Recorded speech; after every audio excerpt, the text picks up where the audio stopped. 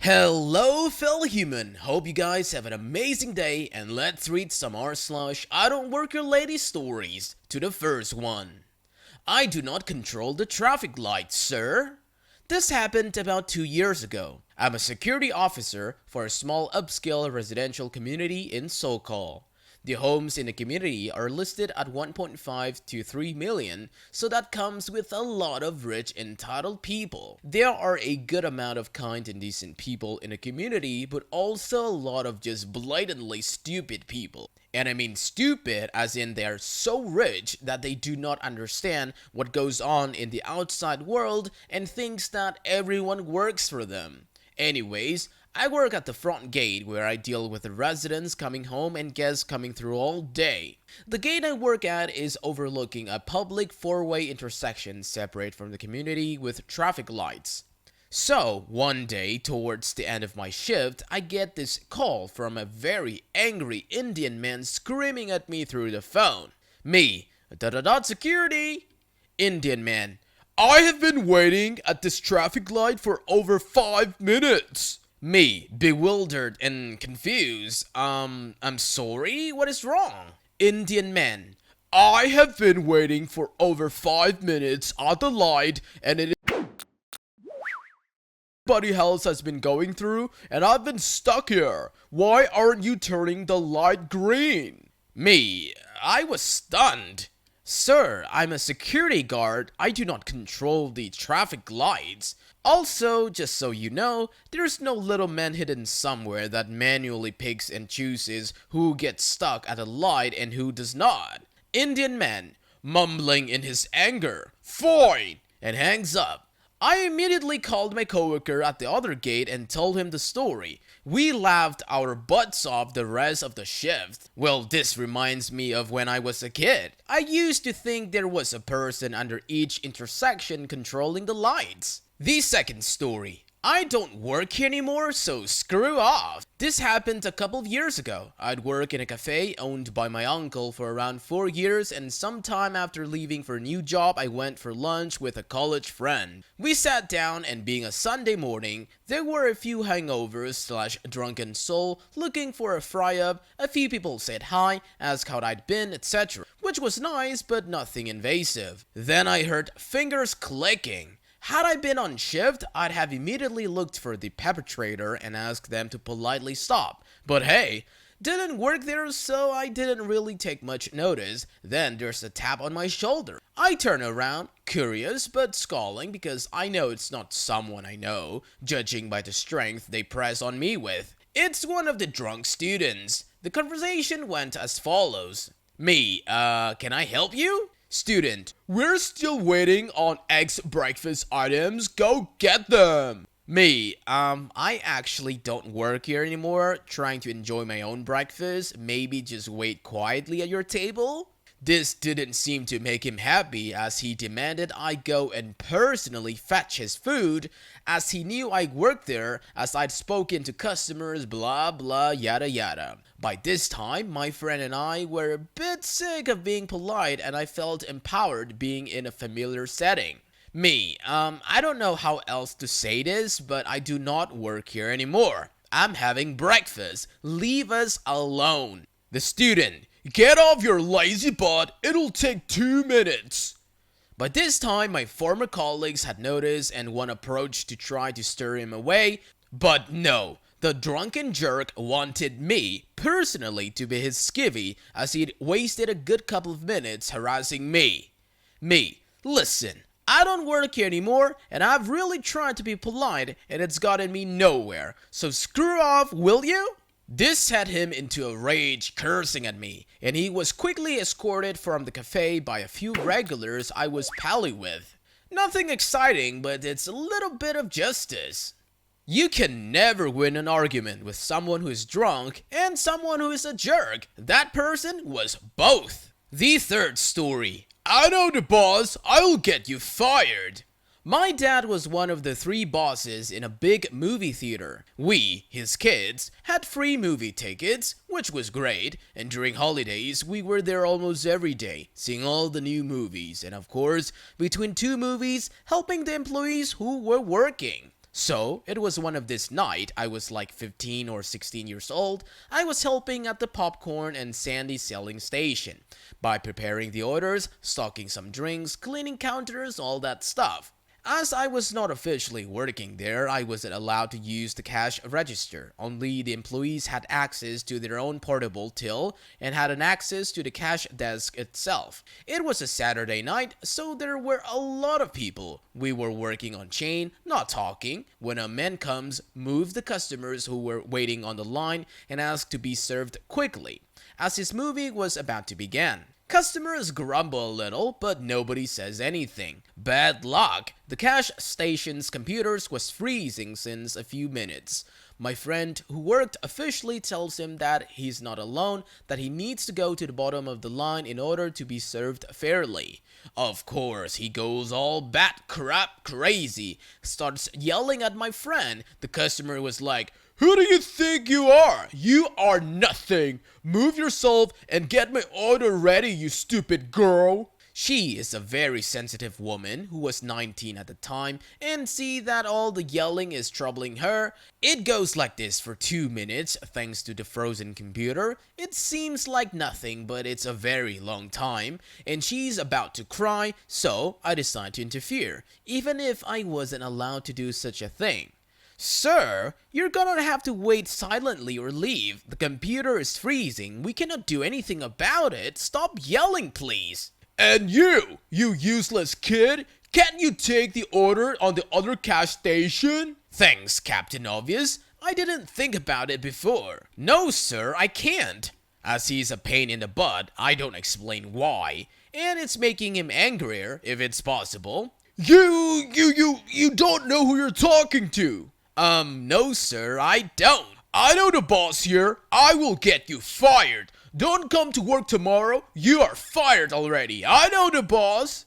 "Well, not as much as I know him, sir. He's my father." He looks at me, at my friend who's smiling now, at the customer who makes fun of him, all flustered and red. "Back off and leave." I'm 27 today, and my friend is still talking about this story 10 years later. I didn't do it on purpose. I was stating the facts and nothing more. And for the backstory, when I told him the story that night, my father was mad about me because the customer is king, and even when he's a jerk, and because I wasn't supposed to speak for my friend. Rough night for both of us. Now we're laughing about it all together. He's retired and thinks I did the best thing I could do at the time. Well, I do have a question. So did the guy actually know your dad or not? On to the fourth story. Guy gets bonus for looking lazy. So my uncle used to own a grocery store. His employees liked working for him for the most part. He paid well and was pretty accommodating with stuff. But he was kinda old school. The one thing that he couldn't stand was laziness, which is key to the story. As his store grew, so did the number of employees. He tried keeping up with knowing everybody's name, but obviously the larger the staff got, you might not know everyone. So, my uncle is walking through the shipping dock one day and he sees this kid just sitting on a crate reading a magazine. My uncle asks the kid if he's on his coffee break and he says no, he's just waiting for something to do. My uncle assumes this is one of his workers. It's actually a delivery guy who never offered that info up, lol. My uncle stays calm, but he's losing it, thinking this kid is being disrespectful and lazy. So he asks the kid what he makes per hour, so the kid tells him. He pulls out his checkbook and writes a check equivalent to 2 weeks' wages, hands it to the kid and says, "You can take that. You don't have to come in anymore." The kid looks confused as my uncle walks off. A week later, he sees the kid again and he asks, "Hey, what are you doing back here?" The kid says, dropping off the weekly produce shipment." My uncle looks confused. He asks, "So you never worked here?" "Nope, the kid worked for a delivery service that delivered produce from local farmers." But nobody on the dock was required to wear a uniform, so the kid blended in. The kid asked if my uncle wanted his check back, and my uncle said, "Nope, it was my mistake, keep it." 2 weeks later, he had an employee badge for all non-uniformed employees, lol. Well, I would have to say that your uncle sounds like a cool guy. Not many people would own up to that mistake and fix the cause. On to the fifth story. Lady insists I open a business I don't work for. Okay, as stated in another post, the store I managed was connected to a McDonald's. One holiday, when they were closed, I happened to be working, not happily, as I was supposed to be off holidays, but someone called in, so I'm busy stocking some items when I hear it. The huff of a wild Karen, preparing to work itself into a tizzy. Excuse me, there's supposed to be a red box in this location. Keep in mind, I'm not in the best of moods already, and this was said in this naughtiest tone imaginable. Keeping a incredibly strange smile on my face, I tell her, yes, there's one over in the McDonald's. Here is where I committed my cardinal sin. Not usually working on the holidays, I had the audacity to forget that they weren't open today. Q Tramp Mode level 9000. Ugh, obviously, since it's not here, could you go open the door so I can return my video? Now, fully cognizant of the issue, I take a deep mental breath and tell her, I'm sorry, no, I don't have the keys to their doors, they are a separate business. Initiate hypersonic Karen speech. BS, you're obviously employed by the same company. You're in the same darn building. And further attempts at reasonably explaining this is not the case fall on deaf ears. At some point, I have to take a break from trying to translate logic into crazy to check out a customer. At this point, Karen tells me, you can ignore me all you like, I'm not leaving until you help me. Being a helpful sort of fellow, I nod amiably and begin to write on a piece of paper, handing it to her after I finish. What the hell is this? Well, you said you wouldn't leave until I helped you. Given your complete lack of ability to listen to reason, I figured out your true problem and I'm trying to help. That is directions to the Center Pointy Hospital. They are great at dealing with mental illness or substance abuse, whichever your issue is. At this point, Karen lets out a screech like a, I don't think anything in nature has ever made a sound like that. I want to speak to your manager. Okay, let me go get him. I walk into the back room, walk back out again and say, what seems to be the problem? She is now sputtering incoherently and storms out of the door, spewing invectives and what I can only presume were threats to contact corporate to get me fired. Bye, Karen. Do come again. And the fun part is, even if you're crazy enough to believe that the customer is always right, Karen was not your customer. On to the sixth story. Lady, students don't have to follow the student's dress code. Backstory. I'm a high school senior at a magnet technical school, meaning it's filled with smart kids who don't want to try.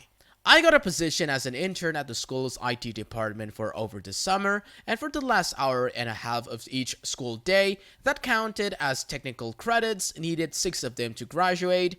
Gotta love work-based learning. Also, 3 years ago, almost all of our administrators got fired for embezzlement. This will be important. This happened on Thursday, and I thought this would fit here. Story time. I was doing my job installing new printer cartridges in color printers in classrooms in the 400s halls, commonly known as the science hallway, and was having a chat with my chemistry teacher from last year who happened to have a planning period and wanted to know about the events I was looking into for this year's science Olympiad. My team's won county for the last 4 years running, very proud. It's important to note that I'm not dressed like teachers are supposed to be. The teacher's dress code meant no sweats, no tank tops, no jeans except on Fridays, basically just dress generally put together.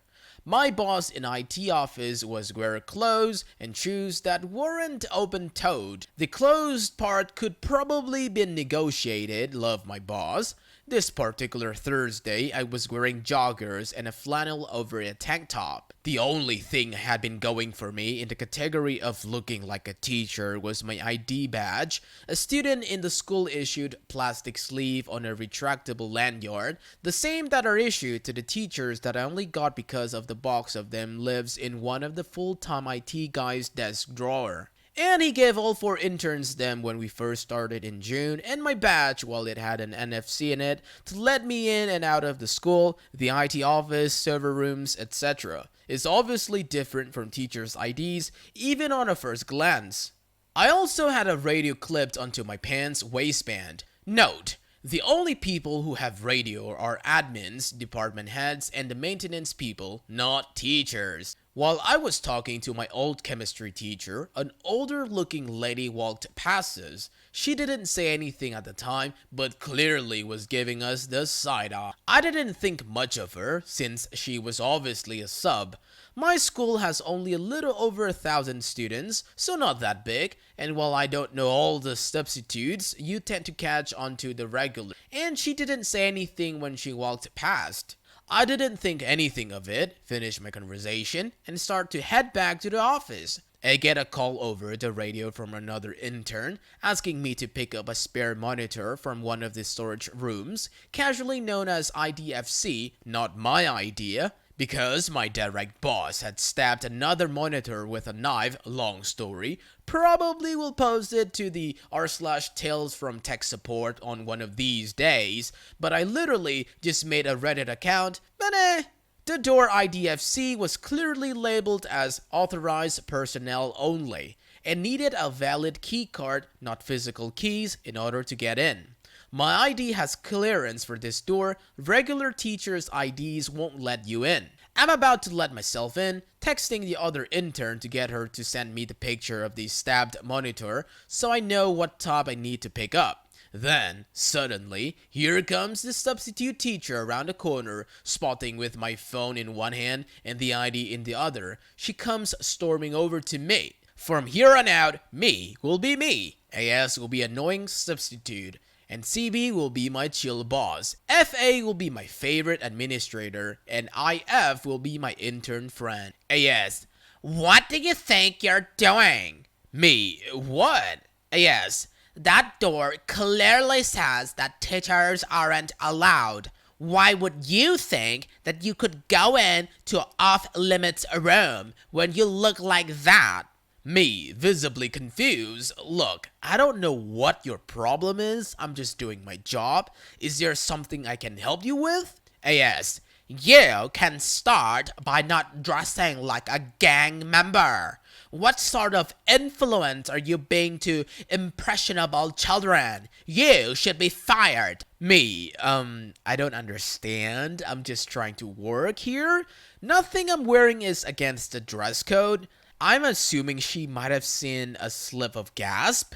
AS: I will report you to the principal. What do you think you're doing wearing sweatpants? What sort of teachers are you? Me, finally understanding. Oh, wait, I'm not a teacher. I'm an intern. We don't have a dress code other than the school dress code. AS: oh, don't lie to me. You're just trying to not get fired. Give me that all walkie-talkie. I need to call the principal. Me, nope, I don't need this. Please, let me just do my job. Teachers aren't allowed to use the radio unless it's an emergency. AS: give me that. AS grabs the radio out of my hand and hits the call button. The radio is pre-tuned to channel 3, the IT channel. Admins are on channel 11. AS screeching into my radio: I need principal outside room 4XX. There's a teacher trying to break into our room. Over the radio, my boss responds, confused: CB, what? 8B? What is going on? I manage to wrestle back the radio and call for my boss. Me: CB, can you come down to IDFC? I need a hand really soon, please. At this point, AS throws my radio across the hallway, and because the intern radios are always the crappiest ones available, the batteries pops out. So I have no way of knowing if help is coming, and AS is still screaming in my face. Unfortunately, I'm 3 feet down from the door that only I will be able to get into, and AS is still forcing me further away, screeching at me.